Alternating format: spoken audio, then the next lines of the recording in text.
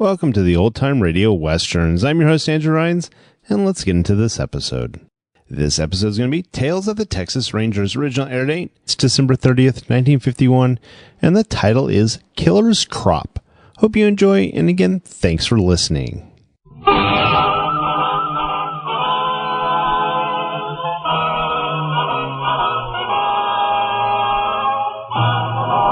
Of the Texas Rangers, starring Joel McCrea as Ranger Jace Pearson. Another authentic reenactment of a case transcribed from the files of the Texas Rangers.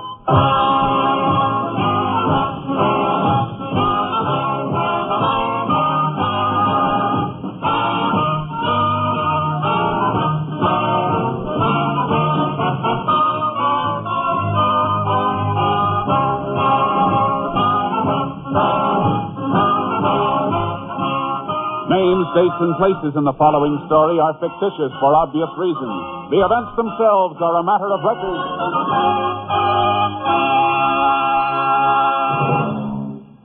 In 2 days, a new year will be upon us, and with it come top New Year's Day football games on this NBC station. Both the Cotton Bowl and the Rose Bowl games will be broadcast by NBC this New Year's Day. First, from Dallas, Texas, you'll hear the wide-open passing game of the Kentucky Wildcats and the Texas Christian Horned Frogs. Then, later in the day, the West will meet the East when the Indians from Stanford meet the Fighting Illini of Illinois in the world-famous Rose Bowl.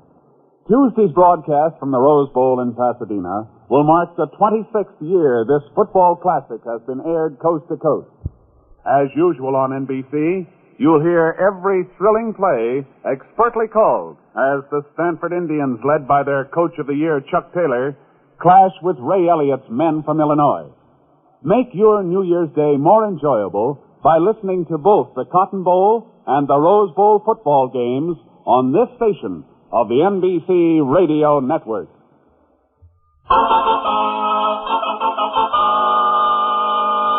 And now, from the files of the Texas Rangers, the case called Killer's Crop.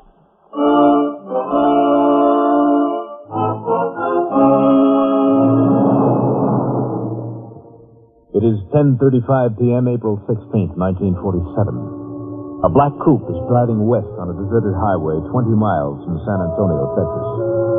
Inside the coupe, the girl glances nervously at the driver. Mrs.? Yeah? What's this all about? What do you mean, Kitty? You know what I mean. Why couldn't you just pay me back there in front of my rooming house like usual? Why bring me way out here in the sticks? Like I told you, Kitty, the boss says we gotta be real careful these days.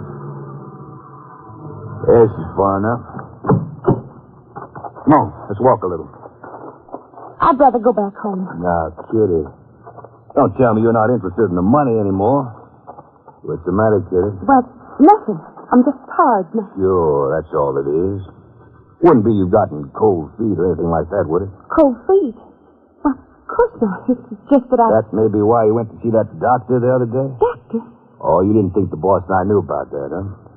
Listen, Mrs. The doctor gonna take care of your cold feet, is he? Or maybe the police are. Well, I haven't been to the police. No, not yet. Well, where were you fixing to go when I came by this evening? Well, just to a movie. Sure. That's why you had all those crop dusting order blanks we told you to burn. I just forgot to bring them. Yeah? You weren't by any chance figuring on turning them over to the police for evidence, were you? No. Too bad, kid. Too bad. You used to be a good mule. Mrs., you got it wrong. Have I? So all of a sudden you're too good for the outfit, huh? You want out, maybe?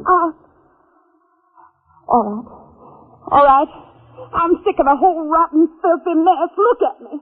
Look at the wreck that stuff made out of me, and I've been helping make wrecks out of other people. Well, I'm through. I'm getting out. My, isn't she an angel all of a sudden? No, not by a long shot. But maybe someday with help I can get over it. You want to tell that to the boss? You think I'm afraid to say it to him, huh? Okay, take me to him. You know something? I already did. What? Standing right there in the bushes behind you.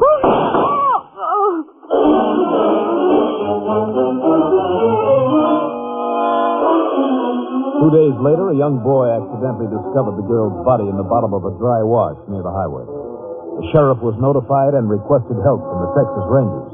Ranger Jace Pearson was assigned. Nothing's been moved, Jace. Good. Here we are. Yeah. Shot from close range, looks like. Uh-huh. Pretty young, isn't she? Sure. Any identification on her? Purse had been emptied. But see the ring on her finger? Yeah. Class ring. According to it, she graduated from Ransford High School 4 years ago. Well, we should be able to get an identification from the school records then. What is it, Jace? Sheriff. Take a look here. On her left forearm, near the crook of the elbow. Tiny stars. Quite a few of them, Jace. What does that spell to you, Sheriff? Narcotics addict? Like this making me sick at my stomach. So young. 21, 22. Look at her. Look where it led her. Same place it leads all of them sooner or later. Yeah. Only with her, it came a little faster. Somebody was supplying her with the stuff, Jace. I know. That's why I'm taking a special interest in this case, Sheriff. Somewhere along the line, we gotta dig that rat, whoever he is, out of his hole.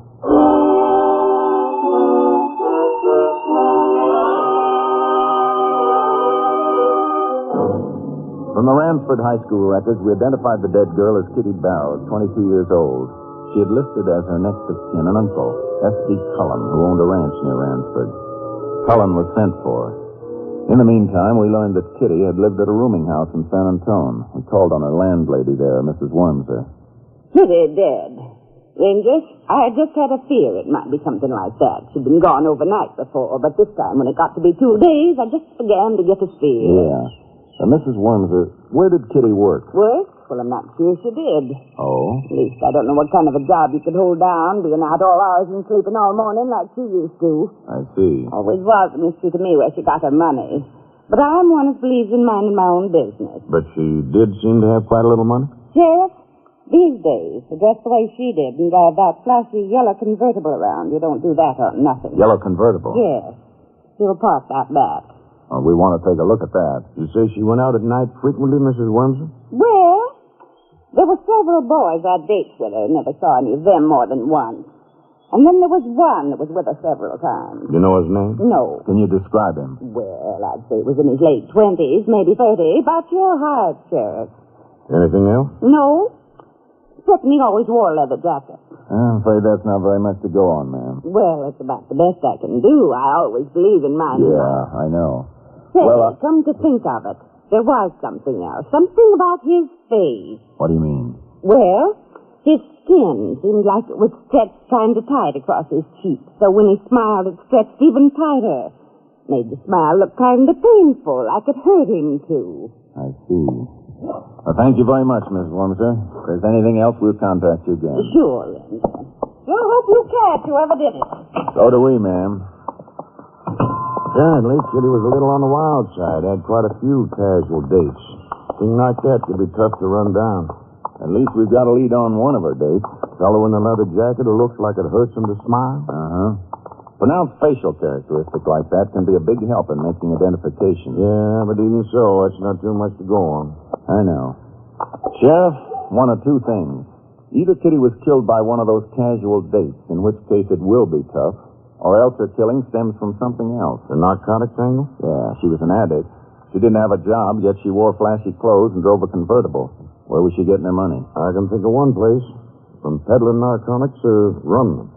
I'll have the lab give her car a good going over. If she was using it to transport narcotics, they'll be able to tell us.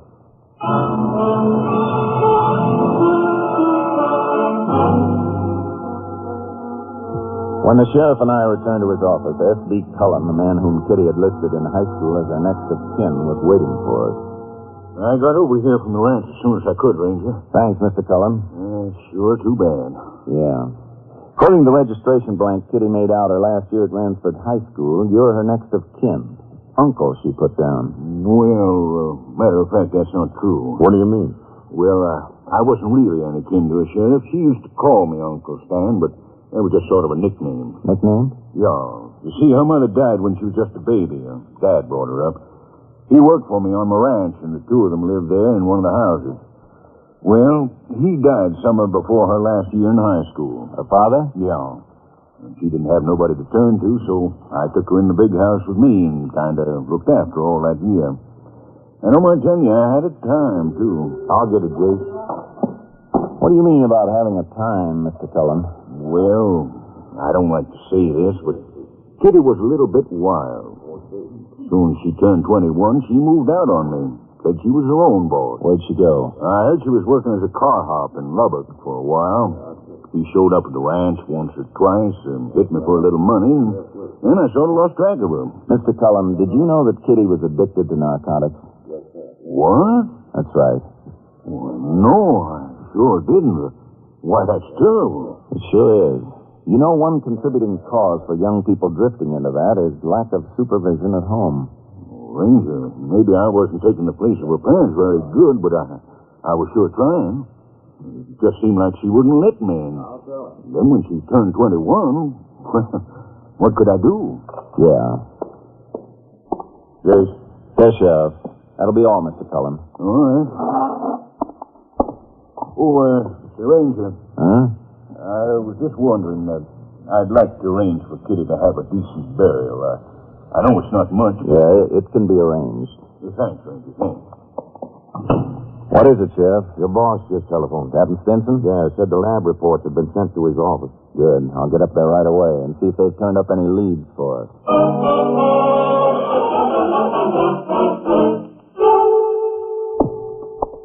Here the report, Jace. Looks like your hunch the girl was transporting narcotics in her car was a good one. Yeah, microscopic particles found in the trunk. That's right. They found something else, too. In the tread of the tires. Quite a bit of insecticide. Insecticide? The kind they use for spraying crops. I wonder where... Oh, wait. What's this? Little scrap of Mexican newspaper. They found it in one corner of the auto trunk. Got a lot of the powder on it. Could have been used to wrap the stuff. Mm-hmm. As you can see, there's a little of the paper's name showing at the top. Just 4 letters. E-N-D-O. Either part of the paper's name or the town where it's published. Mexico. I wonder if that's where the stuff came from. It's a chance, although you know how thorough the Border Patrol's been. Yeah. You got anything else, Captain? One thing more. Something that hits me kind of hard. What is it? We located a doctor who told us Kitty had planned to enter a sanatorium for treatment. What? Say, that could peg the reason for her murder.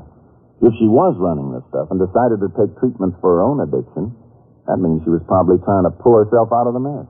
Whoever she was working for could have found out about it. Could have been afraid she'd turn them in. So they killed her to shut her mouth. It's a rotten business, Jace. And as far as I'm concerned, this is the most important case we've got. I feel the same way, Captain. We find who Kitty was working for, and we've got her killer. And right now, looks like the trail leads into Mexico.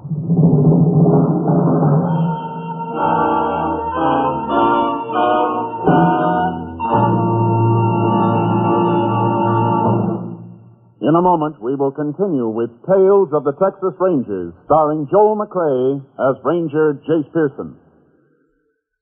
Our National Safety Council reports that last year more than 35,000 persons were killed in traffic accidents, with more than 1 million injured. Almost without exception, these fatalities and injuries were the result of carelessness, violation of traffic rules, or that drinking took away the driver's skill and judgment. Of those who lost their lives, 9,000 were pedestrians. The Safety Council is waging a constant campaign to develop in every driver and pedestrian the personal responsibility of knowing and obeying all traffic laws. Remember, traffic accidents don't always happen to someone else. They can happen to us, to you, or to me. Every driver is urged to obey all traffic signs and signals, never to drive after drinking, and never to drive on the wrong side of the road, to be always alert at grade crossings. The slogan of the Safety Council is, "Drive safely for life.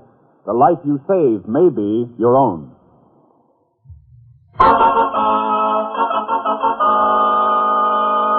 We continue now with Tales of the Texas Rangers and our authentic story, Killer's Crop.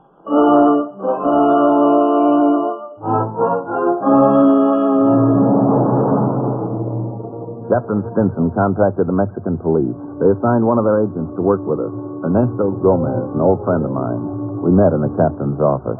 It would seem as though a new channel for smuggling narcotics is in existence, Jason. That's the way it looks to us, Ernesto. The Border Patrol's got a pretty tight clamp on all the old ones. Here's a case of it reaching as far north as San Antone. You fellas have any recent leads on operations in Mexico? Hey, sure, Captain Stinson. We make it a point to keep track of recognized traffickers in narcotics down there. Which of them are in jail, which have served their sentences, and where they are. You'll probably do the same thing. Mm-hmm, yeah. A year ago, one of them completed his prison sentence. Chuy Flores. He had been convicted as a grower. Grower? See? He raised poppies and extracted the raw powder. After he was released from prison, he dropped out of sight. Only yesterday, I received a report that he had been seen recently in a town 100 miles or so below the border. That's Mendota, at the foot of the San Jacinto Range. He was buying provisions and claimed to be mining in the mountains. Wait a minute. What's the name of that town again? Mendota. That's it. What do you mean? In the trunk of the dead girl's car, we found a scrap of newspaper which apparently had been used to wrap the stuff in. We could only make out 4 letters of the name, E-N-D-O. That's part of Mendota. There's our tie-in, Captain. Sure looks like it, Jace. It would then appear that Flores is up to his old tricks, yes? Yeah. Ernesto, I think we'd better take a little trip in the Ranger plane over the San Jacinto Range. See if we can find out where those tricks of his are.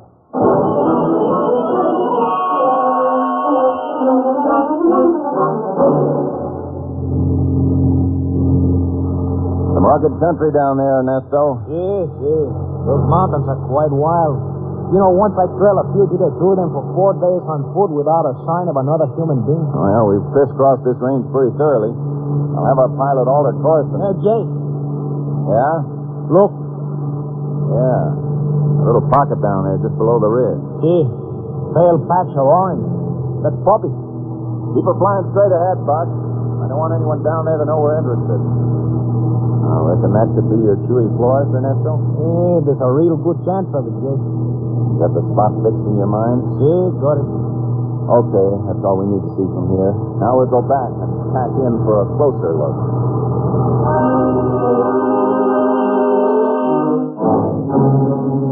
The Ranger plane landed at Mendota. There we outfitted and started back into the San Jacinto Range on horseback. Portable radio transmitter was included in our equipment. Several hours' ride up through the bleak foothills brought us close to the area we'd spotted from the plane. Hey, the pocket should be just over that ridge ahead of us, Jason. Yeah. Well, we better leave the horses here. Ooh, Chuck. Oh. We can tie them in this clump of scrub. See? They should be sufficiently hidden here, I think. Okay, let's go. We'll work our way up the top of the ridge here. Bueno. There's plenty of cover along the top. Yeah. Okay, we better keep down and take advantage of this brush. Is this good, Jay? Yeah. Well, there it is, all right. Yeah, right below us. The patch of poppies, huh? A little hut there at the edge of the clearing. Look, a man near the door. Just let me get my binoculars on him. Chuy Flores. The hunch about him was right, looks like. Well, Chuy Flores at this end and maybe the dead girl at the other. See, the question is, who is the tie-up between them? We're going to roost right here until somebody shows up to pick up some of that stuff.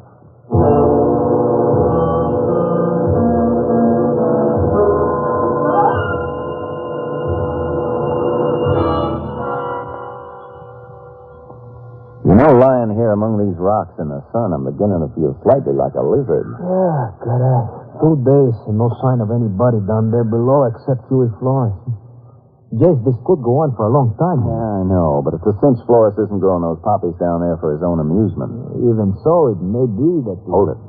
Ernesto, listen. It's an airplane, eh? See, there it is. It's heading this way. It's starting to circle now. But, Jace, we already seen that there's not enough room down there for a plane to land. I don't think it has to land, Ernesto. Look down there in the clearing. Flores has hoisted a couple of poles out of the brush. And a rope stretched between them. A package dangling from the center of the rope. Yeah, it's a flying pickup. Yeah. Hey, he's starting his dive. He'd have to fly very close to the ground. Now he's flattening out, see? There's a hook dangling from the plane. He's making a pass at it now. Hooked it. He's a very skillful pilot, huh? Get down. He's climbing out this way. Did you make out that number on the underside of his wing? I could get only the first part of it. MC45 something, huh? Yeah. With what I noticed, I think that's enough. What'd you notice, Jay? It looks like a crop dusting plane to me, Ernesto. You mean the kind which sprays the crops in the field? Yeah, that explains why he's so good at low flying. It also could explain the insecticide in the tire tread of Kitty's convertible. See. Yeah. Flores here, the pilot in the middle, the dead girl at the other end. You think that the pilot is the boss of the operation? I don't know. To get an answer to that, first, we gotta find the pilot.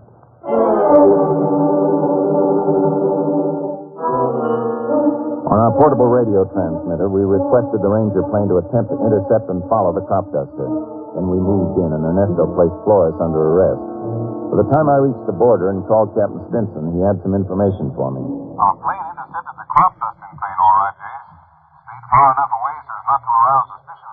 Tag him all the way to his airport? Lost him for a few minutes, then spotted him again, landing at the Tri-City Airport. We checked and learned it's a one-man outfit called the Mika Crop Dusting Service. Is the plane at the airport now? Yeah. Sheriff Phillips is over there, keeping an eye on it. Thanks a lot, Captain. I'll get over there right now.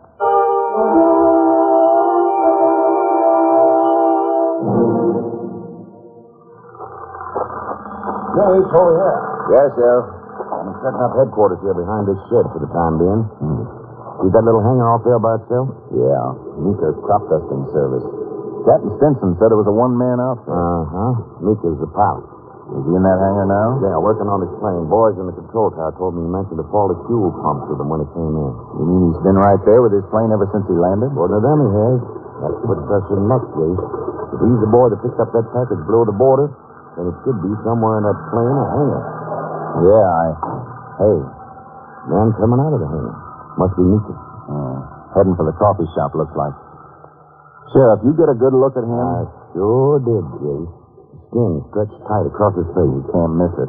That's the guy Kitty's landlady told us about. The one she saw Kitty with several times. Yeah. Well, it's all beginning to slide into place, Jace. It sure looks that way. Come on, we need that package for evidence. And now's a good time to get it. While Mika was in the coffee shop, the sheriff and I searched the plane in the small office in the corner of the hangar. And we were unable to find the package. I don't get it, Jace. We know Mika picked it up below the border on the fly. Maybe that's just the way he unloaded, Sheriff. On the fly. What do you mean? Look, Mika'd be taking a big chance coming in to land with that package aboard, always facing the chance there'd be a tip on him and a search. Yeah, but wait. You figure he dropped it somewhere before he landed. Could be. But where? It seems to me it'd be just as risky dropping it in the same place each time as it would landing here with it. But suppose it's a different place each time. Different place? I don't... Wait a minute. Mika's a crop duster. Sure. And what'd we see in his office there? Crop dusting orders. Right. Let's take a look at those orders again.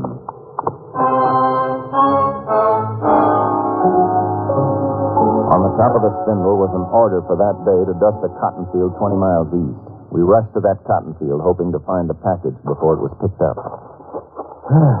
Some more walking than I've done for quite a spell. Yeah, well, we've already walked our way around 2/3 of the field, But we've been sticking to the edges, Jace. For all we know, that package you picked up in Mexico could have been dropped plumb in the middle of the field. maybe, but I doubt it, Sheriff. I think they'd want to keep it as close to the roads as possible, so their runner could drive up close and pick it up instead of walking right through the field. Well, sounds logical, but I don't... Sheriff, look over there. A package. The package. Just about 20 feet in from the road. Sure. That accounts for the insecticide in the tread of Kitty's tires. She'd drive up alongside whichever field Mika had sprayed that day and hunt around till she found the package, just in from the edge. Well, what now, Jim? Now we wait around and find out who's taking Kitty's place.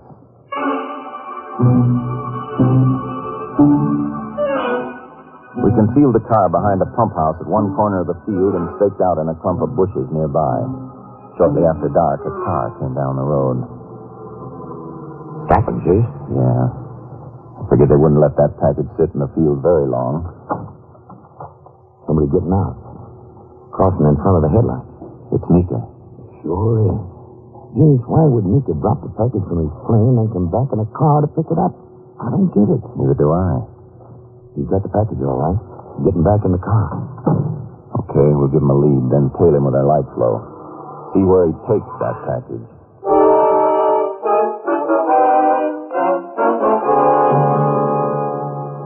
Look, Jace. He swung off the road. Turned off his lights. Yeah, must have turned in up there past those trees. Okay, we'll leave the car here. Looks like a ranch where he turned in. Yeah. Go back there beside the house and park. Here's the turn-in. Now, wait a minute. The mailbox here. Enough moonlight to make out the name? Yeah. S.B. Cullum. What? Well, that's the fellow we had in for questioning. The one that had been looking after Kitty. Yeah. And he was so anxious to give Kitty a decent burial. Give you one instead, Ranger. I thought I saw you driving up. Just hold it, both of you. You got the drop on us, Sheriff. I sure have, Ranger. Mika! What? Cullen, what are you... Hey, Ranger and the sheriff. Sure. You were real smart, Mika. You let him straight here. It wouldn't have happened if you hadn't called me and told me to pick the stuff up. I told you I didn't have any choice. Couldn't line up a runner I could trust. Yeah. You killed the one you had, didn't you? Kitty, shut up. What's the matter? She wanted out and you wouldn't let her. I say shut up. So you're the boss of the operation, Cullen. You're the rat who first dragged Kitty down into the dirt and then killed her when she tried to pull herself out of it. That's one too many, Ranger. Now you try to pull yourself out of this. You okay, Jace? Yeah. As for you, Meeker, just stand there, real still. Well, I had to drop on you. Get you. Yeah, I guess you've never seen a spring holster before. You don't have to draw. Spring holster? Yeah. But you'll never have one, Cullen. That's where you're going. They're going to have the drop on you from now on.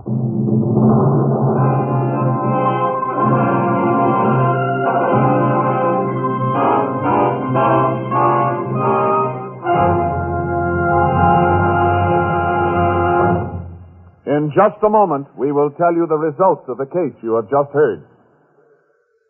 Here's another last-minute reminder to make your plans now to enjoy both the Cotton Bowl and Rose Bowl football games Tuesday on this station. In Dallas, Texas, at the famed Cotton Bowl, the Wildcats of Kentucky, led by their All-American quarterback, Vito Perillo, will meet the wide-open passing attack of Dutch Meyer's Texas Christian Horned Frogs. And, as usual, NBC will switch to Pasadena, California, at the conclusion of the Kentucky-Texas Christian Grid Battle to bring you the color of the Tournament of Roses and the exciting Stanford, Illinois football game. The Rose Bowl will be playing host to Coach of the Year Chuck Taylor's Stanford Indians and Ray Elliott's Fighting Illini from Champaign, Illinois. Arrange a football party at your home and enjoy a full day of the country's finest grid clashes. Broadcast direct to you by NBC from both the Cotton Bowl and the Rose Bowl Tuesday, New Year's Day, on this station of the NBC Radio Network.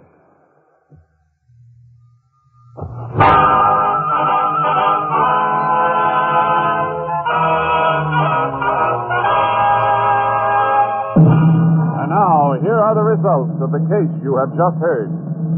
William Meeker and S.B. Cullen were indicted and tried for the brutal murder of Kitty Barrows. For his part in the crime, Meeker was given a life sentence. On the morning of November 3rd, 1948, at Huntsville Penitentiary, Cullen was put to death in the electric chair. Next week, Joel McRae in another authentic reenactment of a case from the files of the Texas Rangers.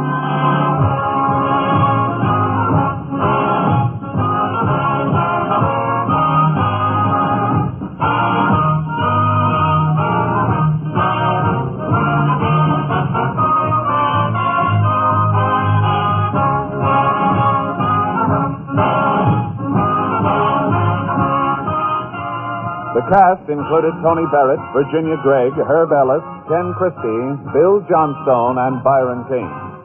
Technical advisor was Captain M.T. Lone Wolf Gonzalez of the Texas Rangers. This story was transcribed and adapted by Bob Wright, and the program is produced and directed by Stacy Keach. This is Hal Gibney speaking.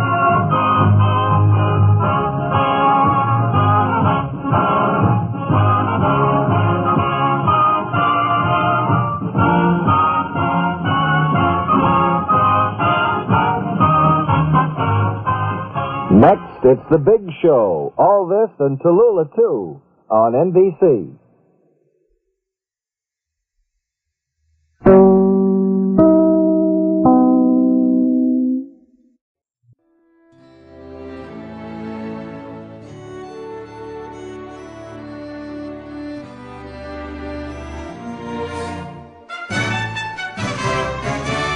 This has been a presentation of OTRWesterns.com, and we hope you enjoyed. Please take some time to like and rate our shows in your favorite podcast application. Follow us on Facebook by going to OTRWesterns.com/Facebook. Join in the conversation by going to OTRWesterns.com/Discord. And don't forget to send us an email, podcast@OTRWesterns.com. This episode is copyright under the Attribution Non-Commercial Share Alike copyright. For more information, go to OTRWesterns.com/copyright. Have a great day, and again, thanks for listening.